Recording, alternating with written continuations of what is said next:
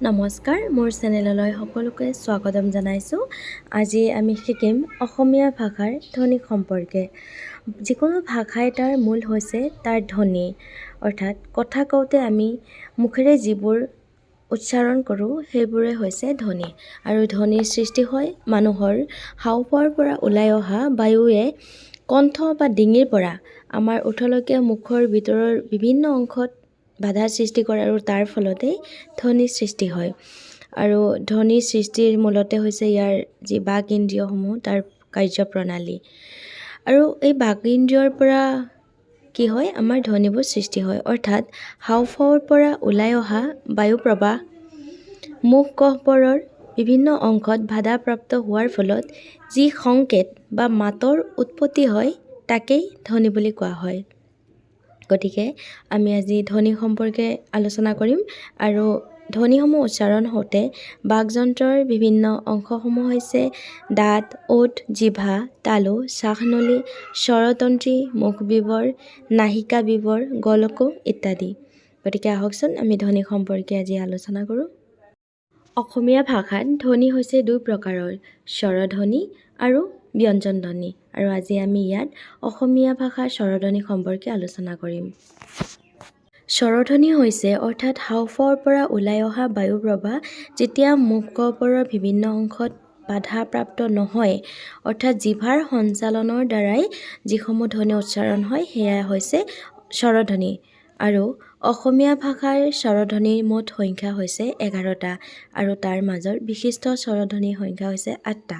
অৰ্থাৎ বিশিষ্ট স্বৰধ্বনি মানে হৈছে যিখিনি ধ্বনি আমি উচ্চাৰণত পাওঁ। অৰ্থাৎ 11টা স্বৰধ্বনি যদিও আমি চিহ্ন হিচাপে অৰ্থাৎ আখৰ হিচাপে লিখোঁ, কিন্তু আমি উচ্চাৰণত কেৱল 8টাহে পাওঁ। সেই 8টা হৈছে অ, অ, আ, ই, হচৌ, এ আৰু ও। এইকেইটা হৈছে অসমীয়া ভাষাৰ বিশিষ্ট স্বৰধ্বনি।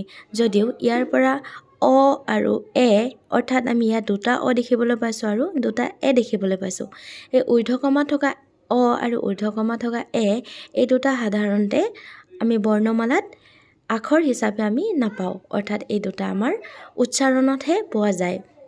অৰ্থাৎ এই দুটা যদি আমি শব্দত ব্যৱহাৰ কৰা দেখুৱাব যাওঁ তেতিয়াহ'লে ব, ল, বল। কিন্তু ব ঊৰ্ধ্বকমা থকা অটো যদি ব্যৱহাৰ কৰি ল আমি এটা শব্দ সৃষ্টি কৰোঁ তেতিয়া হ'ব বল, অৰ্থাৎ যোৱা অৰ্থত ব্যৱহাৰ কৰা হয়। তেনেকৈ বেল যিটো ফল আমি খাওঁ আৰু বত একাৰ বে ওপৰত বৰ লগত ঊৰ্ধ্বকমা দি পেলাই ল, সেইটো বেল, অৰ্থাৎ যিটো আমি ৰিং যিটো বজোৱা হয় সেইটো বুজাওঁ। গতিকে আমি ইয়াত শব্দৰ ক্ষেত্ৰত আমি উচ্চাৰণৰ ক্ষেত্ৰত আমি পাওঁ, কিন্তু বৰ্ণমালাত লিখোঁতে আমি এই দুটা ধ্বনি অসমীয়া ভাষাত নাপাওঁ। বিশিষ্ট স্বৰধ্বনিকেইটাক আকৌ কেইটামান ভাগত ভাগ কৰা হৈছে আৰু উচ্চাৰণৰ ধৰণ অনুসৰি আৰু উচ্চাৰণৰ স্থান অনুসৰি এই ধ্বনিকেইটাক কেইটামান ভাগত ভাগ কৰা হৈছে।